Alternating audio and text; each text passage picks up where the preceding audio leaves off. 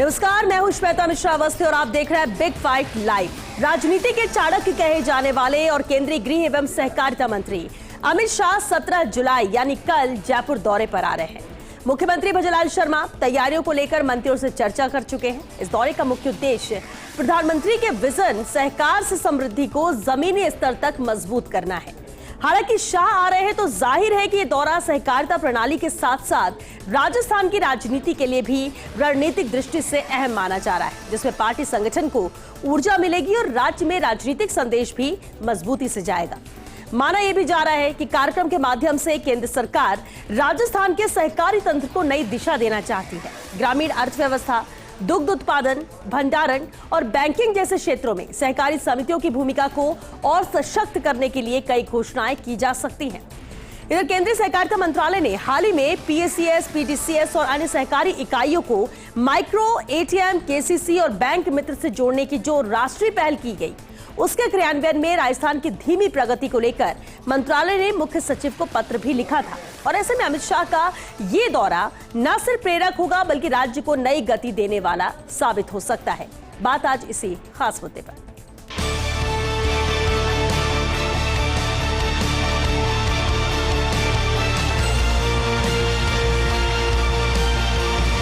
तो अमित शाह जी चुनाव प्रचार में नहीं जाते, खुद के उन्होंने सेवाएं की है, इतनी सेवाएं कर दी है कि जनता स्वयं में उनको मदद करती है।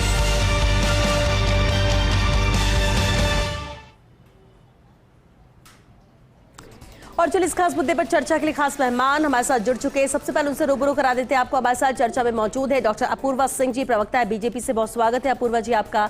आरसी चौधरी जी भी मौजूद है, कांग्रेस प्रवक्ता है, आरसी जी आपका भी बहुत स्वागत है। और साथ ही राजनीतिक विश्लेषक मिथिलेश जामनी जी भी हमारे साथ है। मिथिलेश जी आपका भी बहुत स्वागत है।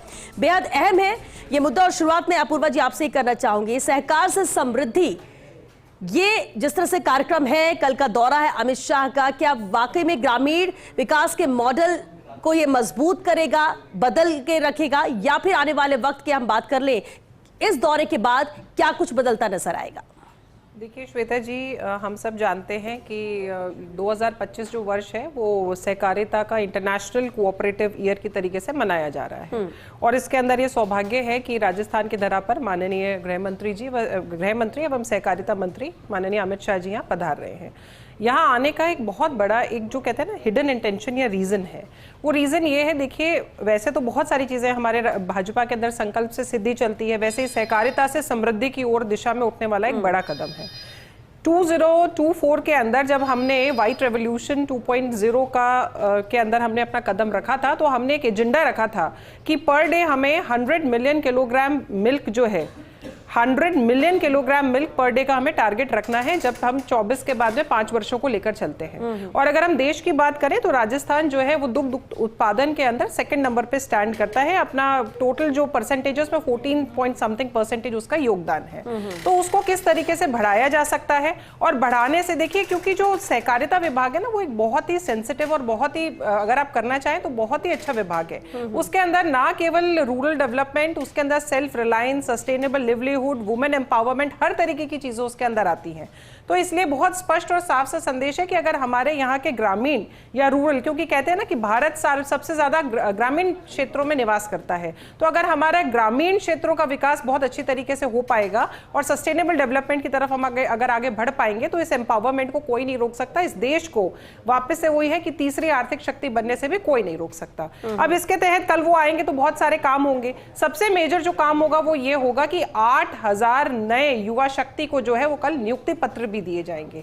यही नहीं, जैसे मैंने अभी आपको बताया व्हाइट रेवोल्यूशन 2.0, उसके ऑनलाइन प्लेटफॉर्म्स की जो छोटी छोटी दुग्ध की सहकारी समिति है वो अपने आप को इसके अंदर रजिस्टर करा पाए, उसके प्लेटफॉर्म का भी उद्घाटन होगा। यही नहीं, 2300 से ज्यादा जो है वो दुग्ध समिति, जो सहकारी समिति से जुड़े हुए लोग हैं, उनको माइक्रो क्रेडिट कार्ड देने की भी अपॉर्चुनिटी यहाँ पे है। साथ में हम अंतर्राष्ट्रीय मिलेट ईयर मना चुके हैं और हमको भी पता है कि मिलेट स्वास्थ्य के लिए और एज वेल एज हमारे राजस्थान के जो अन्नदाता हैं उनके लिए कितना लाभदायक है। तो उनके 64 मिलेट आउटलेट्स का भी कल जो है वो शुभारंभ होने वाला है। इसी के तहत वहां पे 12 करोड़ रुपए का जो है ऋण भी वहां पे जो सहकारी समिति है उनको देना है, तो उनके भी लाभान्वित वहां पर आएंगे।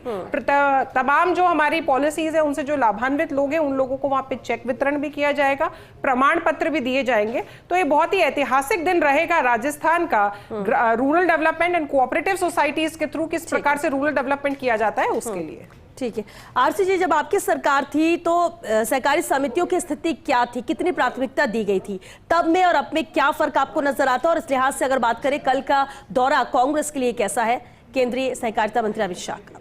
मेरे से पूर्व भारतीय जनता पार्टी की प्रवक्ता ने बोलते हुए कहा कि राजस्थान की धरा पे इस देश के जो गृह मंत्री और सहकारिता मंत्री आ रहे हैं, गृह मंत्री उस धरा से आते हैं जहां पे सरदार पटेल का भारतीय जनता पार्टी बार बार जिक्र करती है और अपने आदर्श पुरुष अटल लाल कृष्ण आडवाणी का अनुसरण करने वाली, और जिस जगह से वो जीतते रहे वहां से भी वो आते हैं। लेकिन लोकतंत्र पे लगातार जिस प्रकार से प्रहार किए, जिस प्रकार से पंचायती राज चुनाव की संस्थाएं हो चाहे निकाय चुनाव की सरकारें हो, उनको ध्वस्त करके पर्ची का जो राजस्थान में जो आलम बनाया वो हर कोई जानता है। बीजेपी की प्रवक्ता का मैं धन्यवाद करना चाहूंगा कि उन्होंने कहा कि एक हिडन एजेंडा है। मैं कहना चाहता हूं कि नारा तो देते ही सहकार से समृद्धि, लेकिन हुआ बस प्रचार है। जमीनी योजनाओं का धरातल पे कहीं नजरअंदाज है, अगर जिक्र है तो भ्रष्टाचार का है। और हिडन एजेंडा यही है कि जहां पे मोदी जी और दिल्ली की जो पर्ची असफल हो रही है, जनता का आक्रोश सामने आ रहा है और भ्रष्टाचार चरम पे, और भारतीय जनता पार्टी के विधायक अपनी पीड़ाओं को जगजाहिर सार्वजनिक मंचों से कर रहे हैं। क्या वो इस आक्रोश को थाम पाएंगे, ये सबसे महत्वपूर्ण है। इन्होंने कहा दुग्ध उत्पादन के लिए धन्यवाद करना चाहिए पूर्ववर्ती कांग्रेस सरकार को और अशोक गहलोत जी को। उन्होंने किस प्रकार से सहकारी समिति को और दुग्ध उत्पादकों को 5 रुपए प्रति लीटर का अनुदान देकर सहकारी संस्थाओं को सशक्त करने का काम किया था। किस प्रकार से लंपी के अंदर जब गायें मर रही थी 40-40 हजार रुपए का अनुदान देकर हमने सहयोग किया था। किस प्रकार से पशुधन बीमा का हमने प्रयोग किया था। पूरे देश के अंदर घटना हुई। भारतीय जनता पार्टी नंबर 1 बनी तो पिंक रिवोल्यूशन में बनी, बीफ के निर्यात में बनी। अगर दुनिया में सबसे ज्यादा कोई निर्यात अगर होता है गाय का मांस, तो भारत करने में बना और भारतीय जनता पार्टी के शासन में बना। इसलिए इन्हें गाय के नाम से सिर्फ वोट चाहिए, ना सहकार से संबंधित ना महिलाओं का वीडियो अपलोड होता है। वो भी बताइए आरसी जी, मैं बता दूंगा। आप ये भी बताइए आपके नेताओं का ही बीफ खाते हुए वीडियो अपलोड होता है। कैसे बनती है ये बात करते हुए अपलोड होता है, वो भी बताइए। उन नेता का नाम भी आप अपने मुखारबिन से बता दीजिए, उसका जिक्र कीजिए। जो रिवोल्यूशन आपने किया मैं उसी का बता रहा हूं। आपको तो खुला बोलना चाहिए। आप मुझे 2 मिनट दीजिए, मैं इनके भी सामने हाथ कंगन को आरसी का भी सामने रख देती हूं। कहिए, आंकड़े रख रहा हूं मैं, तो मेरा साथी बैठा है यहां पे, बता देंगे किस प्रकार से पिंक रिवोल्यूशन किया। आप ये बताते, हमने सहकारी समितियों को ये आर्थिक सहायता दी, हमने इतने लाभार्थी जोड़े, कोई आंकड़ा नहीं है। मुझे ऐसा लग रहा है कि सहकारिता मंत्री जिस धरातल पर आ रहे हैं, यहाँ पे रूरल एम्पावरमेंट का, कोऑपरेटिव सोसाइटीज के एम्पावरमेंट का काम भी कांग्रेस के गले से नहीं उतर रहा। और सवाल आरसी जी मेरा पहला तो यही था, आपके सरकार के वक्त में कितनी प्राथमिकता दी गई थी और क्या स्थिति थी, आपने उसका भी जिक्र कर दीजिए। देखिए, और उससे आप में क्या फर्क, आपको लगता है कोई फर्क है? क्योंकि बेहतर करने के लिए और क्या क्या कुछ होगा, कल के कार्यक्रम में भी विस्तार से जानकारी दी जा रही है। देखिए, राजस्थान में सहकारी विभाग के अंदर जिस प्रकार से कांग्रेस के शासन में एक नई ऊंचाइयां दी गई। यूपीए का शासन 2004 से लेकर 2014 तक रहा कि केंद्र के अंदर कांग्रेस की सरकार के द्वारा सहकारिता के अंदर जो multi state cooperative society act 2002 जो भारतीय जनता पार्टी के शासन में बना था और जो खुद अमित शाह पुणे लेके आए ताकि अपने पूंजीपति मित्रों को सहकारी समितियों को सौंप के उसमें अगर संशोधन करने का पहला कोई काम किया तो डॉक्टर मनमोहन सिंह की सरकार में और कांग्रेस के शासन में किया। ये सबसे पहला काम किया, नाबार्ड के माध्यम से ग्रामीण सहकारी बैंकिंग को अगर मजबूत करने का कोई काम किया तो हमने किया। मिथिलेश जी का रिएक्शन एक मिनट। आरसी जी ठीक है, योजना लेके आए तो यूपी की यानी आप ये कह रहे हैं कि यूपी की सरकार ने ज्यादा बेहतर काम किया, आप ये कहना चाह रहे हैं? यूपी की सरकार की उधारी माफ हो जाएगी, ऋण माफ हो जाएंगे। चलिए ठीक है, कौन से नेता ने कहा था? चलिए ठीक है, अपूर्वा जी वापस मैं इसमें आपका जवाब भी लूंगी, लेकिन मिथिलेश जी ये क्या वाकई में महज सिर्फ सरकारी योजना के तौर पर, केंद्रीय मंत्री के दौरे के तौर पर इसे देखा जाए या कुछ राजनीतिक कैलकुलेशन भी है? अमित शाह का पिछले अगर 17 महीनों बात करें 11वीं बार है जब प्रदेश का दौरा है, बेहद महत्वपूर्ण हर बार होता है। अब कल के जब हम बात कर रहे हैं सहकार से समृद्धि तक, तो क्या वाकई में आप मानते हैं कि सिर्फ इस योजना के अंतर्गत कई उद्घाटन कार्यक्रम और कई ऐसी सौगातें देने वाले हैं, या जिस हिडन एजेंडे की बात की जा रही, राजनीतिक कैलकुलेशन की बात की जा रही, वो भी कुछ है? देखिए, क्या कहता है आपका? डोटासरा जी अपने कार्यकाल का 5 साल पूरे कर लिए हैं। वो अपने बयान में खलबली वाला बयान दे चुके हैं, लेकिन वो एक चीज भूल गए कि वो सियासत का चाणक्य बीजेपी में अगर अमित शाह है, तो जब 25 सितंबर को इनके पर्ची लेके आए थे, जिस बार बार पर्ची की चर्चा कर रहे हैं आरसी जी, वो मल्लिकार्जुन खड़गे थे और गोविंद सिंह डोटासरा उस समय प्रदेशाध्यक्ष थे। वो क्या लेने तनोट गए थे? तो ऐसा तो बीजेपी में अभी नजारा आया नहीं भजनलाल जी की। ऐसा नजारा नहीं आया कि इनके जो प्रमोद जैन भाया के लिए जो भरत सिंह कुंदन पढ़ते उन्होंने कहा कि भाया रे भाया तूने खूब खाया, ऐसा तो कोई अभी तक 18 महीने में आया नहीं। और इंपॉर्टेंट चीज है कि रामनारायण मीणा ने जो सीधा आरोप लगाया था बजरी में कि ऊपर तक जाता है, वैसा तो अभी तक कुछ हुआ नहीं।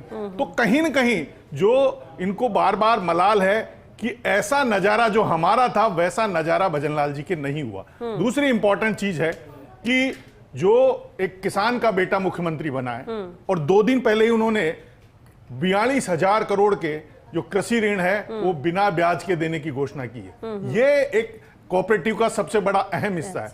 और जो कोऑपरेटिव की थीम है वो कांग्रेसियों ने रखी है, जिसके नाम पर त्रिभुवन दास यूनिवर्सिटी बनी है, 5 जुलाई को उद्घाटन करके आए अमित शाह जी, जो 500 करोड़ से बनेगी। उसका भी विरोध किया था कांग्रेसियों ने। इन्होंने कहा वीजी कुरियन का नाम रखिए। फिर बाद में अमित शाह जी ने कहा कि ये तो भाई तुम्हारी ही है। और सबसे बड़ी बात है, हिंदुस्तान में 30 करोड़ लोग जुड़े हुए हैं और राजस्थान में सबसे इंपॉर्टेंट चीज है कि एक बहुत बड़ा मूवमेंट है। और जिस तरीके के अब सोच रखी गई है, आजादी के अमृत काल में इस विभाग का गठन किया गया और मोदी जी इस बात को समझते हैं। उन्होंने अपने सबसे मजबूत सिपह सलार को यह जिम्मा सौंपा है, साधारण आदमी को नहीं सौंपा, क्योंकि 30 करोड़ लोग इस मूवमेंट से जुड़े हुए हैं। भारत में हर चौथा आदमी कोऑपरेटिव से जुड़ा हुआ है। अब इसमें इंपॉर्टेंट चीज क्या है कि जो इंपॉर्टेंट एग्री के इसके सहकारिता के वो 5 पी है। इसमें पहला पी है कि पीपुल, लोग जुड़े। दूसरा इंपॉर्टेंट है पैक्स, जो प्राइमरी जो सोसाइटीज है वो जुड़े। तीसरा है प्लेटफॉर्म, कि उनको प्लेटफॉर्म मिले। चौथा है कि पॉलिसी बने और 5वां है प्रॉस्पेरिटी आए। ये 5 पी कल जयपुर के दादिया में पूरे होंगे, क्योंकि एक किसान का बेटा मुख्यमंत्री है और एक वो समझता है गांव की पीड़ा, वो समझता है, अटारी से निकला है, इसीलिए जानता है, इसीलिए किसान ऋण माफ किए, इसीलिए दादिया में आयोजन हो रहा है। तो कुल मिलाकर रूमा देवी जैसी यहां पैदा हुई ना एग्री, किस तरीके से सहकारिता बना के कितने एफपीओ बन गए हैं राजस्थान में। आप देखिए कितने सारे सहकारिता बैंक चल रहे हैं। अब एक इंपॉर्टेंट चीज है कि जो इनके है कि इनके 3 साल में अपॉइंटमेंट हुए थे। अमित शाह जी के आने से हो सकता है बीजेपी में कुछ अपॉइंटमेंट हुए, अब 18 महीने बाद अपॉइंटमेंट शुरू हो जाए, पॉलिटिकल अपॉइंटमेंट जो इन्होंने 3 साल बाद किए थे। जो सबसे इंपॉर्टेंट है, भी कृषि मंत्री की वो सहकारिता मंत्री तक की तारीफ कर रहे थे। अरे भैया, अभी तो ये जाके आए डीजी के पास, डोटासरा जी, सारे टीकाराम जूली जी, कि हमारे सहकारिता मंत्री उदय लाल आंजना जी की तरफ आप उंगली मत उठा देना, उनकी जांचें मत कर लेना। तो कहीं न कहीं जो सहकारिता था और उसमें राजस्थान में भू निर्माण, जो गृह निर्माण सहकारी समितियां हैं, उनमें बड़े बड़े घोटाले हुए हैं। तो कहीं न कहीं जो कांग्रेस के बौखलाहट है, जो सहकारिता आंदोलन की बात कर रहे हैं, ये ठीक है कि दूध के मामले में नो डाउट, क्योंकि जो पशुपालन मंत्री था वो खुद गायें पालता था इनकी सरकार का, वो समझता था, इसलिए गायों का उत्पादन, दूध का उत्पादन बढ़ा। लेकिन कहीं न कहीं जो सहकारिता की बात कर रहे हैं, वो सहकारिता मंत्री तो खुद ही गिरफ्त में है। तो ये तमाम चीजें हैं, लेकिन ये राजस्थान के लिए एक बड़ी उपलब्धि है कि किस तरीके से अगर किसान का बेटा बनता है। 5 जुलाई को यूनिवर्सिटी का उद्घाटन किया, जो ऐतिहासिक है, जो भारत में आज तक नहीं बनी, क्योंकि कोऑपरेटिव में है। लेकिन आप आरसीडी के आरोपों को निराधार बता रहे हैं, बेहतर हुआ है, पहले से काम किया। ठीक है, एक कमेंट इस पे। देखिए, मैं कहना चाहूंगा कि किस प्रकार से आजकल जो राजनीतिक विशेषज्ञ और तथाकथित जो पत्रकार हैं, किस प्रकार से सरकार का मुख्यमंत्री बन जाते हैं। कांग्रेस को कोसा इन्होंने, जम के कोसा, और महिमा की उस व्यक्ति की जो ये कहता था कि मेरे सरपंच रहते हुए मैंने मनरेगा के अंदर काम किया, सदन के अंदर झूठ बोला, भाषण भ्रमित और भोजन के अलावा कोई काम नहीं। मैं पूछना चाहता हूं, एक ये बता दें कि राजस्थान की सहकारी समितियों को कितने आर्थिक सहायता प्रदान की। मैं पूछना चाहता हूं, कितने नए लाभार्थी जोड़े, नहीं बता पाएंगे। चिल्लाइए मत, दोनों चिल्लाइए मत, सुन लीजिए, सांस रखिए, बताइएगा, जवाब दीजिएगा। मैं ये पूछना चाहता हूं, सहकारिता बैंकों की मदद करने वालों ने सरकारी बैंकों को बंद कर दिया। हिंदुस्तान में कितने श्वेता सरकारी जी, बैंक ठीक है। बंद किए अगर आप पूछना आगे चाहता आगे हूं। दीजिए, जवाब इन्होंने दीजिए, भाया का अपूर्वा जिक्र जी, किया, अपूर्वा किरोड़े का जी। जिक्र भूल गए। ठीक है, 7 अपूर्वा करोड़ जी। रुपए की बदली प्रतिदिन किस आरसी प्रकार जी, से हो रही आरसी जी, है, जवाब किस लेने प्रकार से दीजिए। सहकारी समितियों पे फर्जी आरसी खाद, जी, फर्जी आरसी जी, बीज ठीक है, आपने सवाल भेजा गया, किया, करोड़ों जवाब का तो भेजा बोलना गया, चाहते हैं, दिल्ली से रुकिए, पर्चियां रुकिए, आ रही हैं, रुकिए, मोदी सरकार जो रुकिए, रोकना चाह रही है, क्या हुआ, चोटी आरसी चुप जी? हो गई। आरसी जी, हकीकत सामने है, बड़ा बुरा लगा। चिल्लाइए बात, बुरा लगा। जवाब देने का आरसी जी, सामने सुनिए, सुनिए, आंखें रखिए, आरसी जनता जी, देख रही है। आरसी जी, एक मिनट, आपने सवाल कर ली ना, अब आप शांत होइए तो मैं इनसे जवाब ले लेती हूँ। अपूर्वा जी, देखिए श्वेता जी, सबसे पहली बात तो ये कि हिडन एजेंडा था कि राजस्थान को जो सेकंड नंबर पे दुग्ध उत्पादन के क्षेत्र में उसको फर्स्ट पे कैसे लेकर आया जाए, मगर जिसकी भावना जैसी रहती है प्रभु की मूरत वैसे भावना दिखती नहीं, आप है। बीच में कांग्रेस की हमेशा भावना राजनीतिक रहती है, दिल की जो कभी आवाज थी, सहकारिता नहीं वो रहती, निकल कभी गई। लोगों की दिल की समाजिक आवाज नहीं वो रहती, निकल कभी गई। लोगों के उत्थान तुम की नहीं सैद्धांतिक रहती, सत्ता को इसलिए करने का काम भूमिका कर भी रहे हो। ऐसे ही दिखी। खुद और मैं कुछ आंकड़ों पर रह जाती हूँ, जिले में सुन जिला प्रमुख नहीं बना लीजिए, अरे पाया, आंकड़े सुनिए, जिला प्रमुख नहीं बना पाया, चलिए, पर्ची आरसी जी, फेल होगी, आरसी जी, अमित शाह आरसी जा रहे जी, हैं, पर्ची को सुनिए, मानना पड़ेगा, आंकड़े सुनिए। पर्ची को मानना पड़ेगा। आरसी जी, राजस्थान पीपीटी में से जनता रखिए, ने देखा, सुनिए, दिल्ली से सुनिए, पर्ची आई और आरसी जी, चलते आरसी जी, आरसी जी, आंकड़े नहीं है, बस अब सुनिए, झूठे हैं, सुनिए, झूठे हैं। सुनिए, चलिए, सुनिए, डेढ़ आगे साल सुनिए। का अरे वक्त हो सुनिए गया, नहीं, पर्ची नहीं रह गई कुछ, पर्चे नहीं है, अब तब पर्ची क्या में बोले, कोई हिडन आरसी एजेंडा जी, बताइए। आरसी जी, क्या आरसी आपका नंबर जी, सुनिए, खुलेगा? सुनिए, क्या आप भी पर्ची सुनिए, लेके आएंगे? आरसी क्या जी, आप हम भी नहीं पर्ची चाह रहे, लेकर आएंगे? वापस से ऐसे चर्चा नहीं हो सकती। और आप ठीक है, आप बार-बार पर्ची, 1.5 साल का वक्त हो गया, पर्ची कब तक पर्ची चलती पर्ची रहेगी? अब तो देखी, जो काम ही क्या पर्ची होगा ना, पहली बार अरे देखी, पर्ची का आपने पर्चा देखा दिखाई, कि नहीं देखा? पर्ची आई दिल्ली से, अरे कहाँ चले पर्ची गए? खोली, कितनी और सीटों पे पर्ची सिमट के लेके रहे जाओ। हैं आपके अंदर? मुख्यमंत्री फिर भी पर्ची, पर्ची, सुनिए, सुनिए, अरे चलिए, ठीक है, चलिए, ठीक है, ठीक है, एक मिनट सुनिए, चलिए, ठीक है, आपने अपनी बात रख दी है, लेकिन अब आपने इसका पर्ची पर्चा नहीं बड़ा देखा मुद्दा क्या? नहीं है, मुद्दे जिस पर क्या रहा आपका? बताइए अपने मुंह से बताइए, क्या रहा आपका रिजल्ट? नहीं बताइए उपचुनाव में आपका क्या रिजल्ट रहा? अब सुनिए, तुम्हें हम लोन की बात कर रहे हैं ना, आपने लोन के अंदर आपके टाइम में 18 महीने के अंदर केवल 16,000 करोड़ का लोन दिया गया, हमने 37,000 करोड़ का लोन दिया है। आपने फार्म पॉन्ड्स बनाने के अंदर केवल 6,000 फार्म पॉन्ड बनाए, मगर हम लोगों ने 32,000 केवल 18 महीने के अंदर बनाए। आपने कितने किसानों की तारबंदी कराई? केवल 4 लाख मीटर तारबंदी हुई, हमने 253 लाख मीटर तारबंदी कराई आरसी है। जी, अपूर्वा जी, आप दोनों ने अपनी अपनी बात रख दी है, लेकिन मिथिलेश जी, एक अहम सवाल ये भी है कि ठीक है, केंद्र से बहुत सारी योजनाएं हैं, लेकिन बहुत कुछ अच्छा है, कोशिशें राज्य सरकार की तरफ से हो रही है, लेकिन फिर भी कई ऐसी योजनाएं हैं जो ग्राउंड तक प्रॉपर पहुंच नहीं पा रही है, जरूरतमंद तक। इस लिहाज से कहां पे कमी आपको नजर आती है जिस पर काम करने की जरूरत है? फोकस होना चाहिए। देखिए, जो इम्पोर्टेंट चीज है फोकस होने में, अभी ये चुनाव की बात कर रहे थे, तो इनके टाइम क्या हुआ, कई 8,000 लोगों की पंचायत बना दी, कहीं 250 लोगों की पंचायत बना दी, तो ये काम तो ये करके गए हैं। अब उनको ठीक करने में टाइम लग रहा है, तो पीड़ा हो रही है, वो जायज है। देखिए, जो का प्रवक्ता लिख लीजिए, आप देखिए, आप देखिए,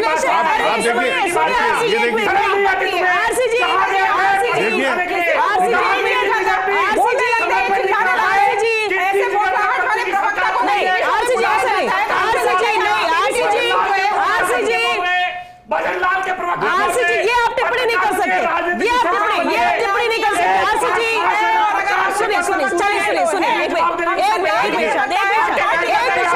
मिनट शांत रहिए, आप शांत रहिए। और देखिए, ये करने के लिए, अपनी रोटियां सेकने के लिए, देखिए, अपना भविष्य ढूंढने के लिए ऐसे लोग जनता को गुमराह करेंगे, सरकार से ऐसा नहीं, कुछ भी नहीं।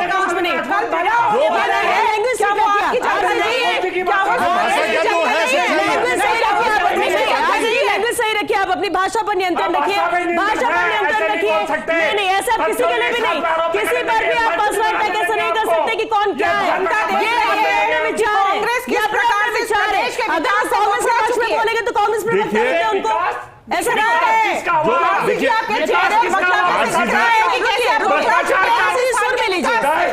आरसी जी, सुन लीजिए,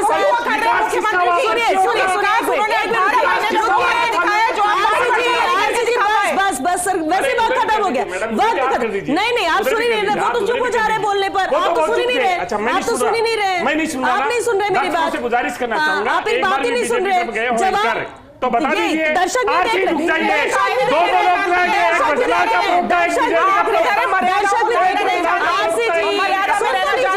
आप आरोप लगा रहे, सवाल उठा रहे हैं, लेकिन जवाब देने के लिए किसी को बोलने नहीं दे रहे।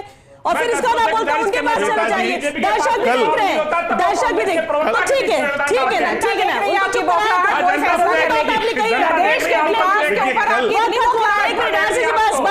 कल एक उम्मीद और है जो राजस्थान के बेरोजगार साथियों से इन्होंने की थी चुनाव के टाइम, अमित शाह जी ने, कि आरपीएससी के पुनर्गठन के लिए 3 मेंबर पहले बना चुके, लेकिन ऐसा ही भर्ती रद्द होने का जो मामला है उसको तो मैं अच्छे मेंबर ले जाएंगे तो पुनर्गठन हो गया, हटा तो सकते ही नहीं है। जो महाभियोग लगता है आप बाबूलाल के द्वारा नहीं हटा सकते। आप संविधान सभा के आप संविधान के खिलाफ बोल रहे हो। ये संविधान में लिखा हुआ है आरपीएससी मेंबर ऐसे नहीं हटता है, आरपीएससी मेंबर नहीं हटता है। ये कॉन्स्टिट्यूशन है, जिस संविधान की आप शपथ खाते हो, जिस संविधान की आप बात करते हो, संविधान के खिलाफ बोल रहे हो। राजस्थान के विकास, राजस्थान की जनता के साथ आप न्याय कर रहे हैं। कौन सी राजनीतिक पार्टी में आप संविधान के विरुद्ध बोल रहे हैं? आप बोल रहे हो क्योंकि आरपीएससी का गठन, आरपीएससी संवैधानिक संस्था है और उसमें नहीं हटा सकते। आपको पता है सब कुछ। देख लीजिए कांग्रेस के आप कॉन्स्टिट्यूशन खोल के देख लो, वो किताब लेके घूमते हो, उसको पढ़ लो। प्रदेश के युवाओं के साथ न्याय हो तो इनको बर्दाश्त नहीं। चलिए ठीक है, आप सबने अपनी अपनी बात रख दी और आरसी जी आपने सवाल भी कर लिया, अपनी बात भी रख दी, दूसरों को बोलने में नहीं दिया, और उसके बाद अगर एंकर भी बोलेगा तो आप मेरे ऊपर भी सवाल करेंगे। आप बिल्कुल करिए, दर्शकों से गुजारिश करिए, दर्शक देख ही रहे हैं, दर्शक भी देख ही रहे हैं, बीजेपी मर्यादा में रहना चाहती है, सरकार का भी कार्यकाल देखिए, बोलने से कुछ नहीं हो जाता है। ठीक है, आप बोलिए, ठीक है, चलिए, क्योंकि वक्त खत्म हो गया है। शुक्रिया आप सभी का इस चर्चा में शामिल होने के लिए। अब देखिए कल का दिन तो बेहद खास है, सहकार से समृद्धि तक जो रणनीतिक दृष्टि की क्या है वो भी नजर आएगा, हिडन एजेंडा क्या है वो भी नजर आएगा, कितनी बड़ी सौगातें मिलती है वो भी अहम रहेगा, सबसे अहम रहेगा केंद्रीय मंत्री अमित शाह का संबोधन कि आखिर वो क्या कुछ कहते हैं। लेकिन भले इस पर सवाल उठाए जाएं, भले ही ये कहा जाए कि कुछ नहीं किया गया, लेकिन जो किया गया है, जिसको फायदा हुआ है इस सेक्टर में और इसमें लेकर जो काम किया जा रहा है, जो लाभान्वित है उसे पता है कि यहाँ पर क्या हो रहा है। बाकी आप राजनीतिक तौर पर सवाल उठा लीजिए, एक दूसरे पर आरोप लगा लीजिए, उससे कोई फर्क नहीं पड़ने वाला, क्योंकि जमीन में जो नजर आता है भरोसा उसी पर किया जाएगा। बहरहाल कल के दौरे के बाद और अमित शाह के संबोधन में क्या कुछ खास रहता है वो भी देखने लायक होगा। फिलहाल बिग फाइट लाइव में आज के लिए बस इतना ही। नमस्कार।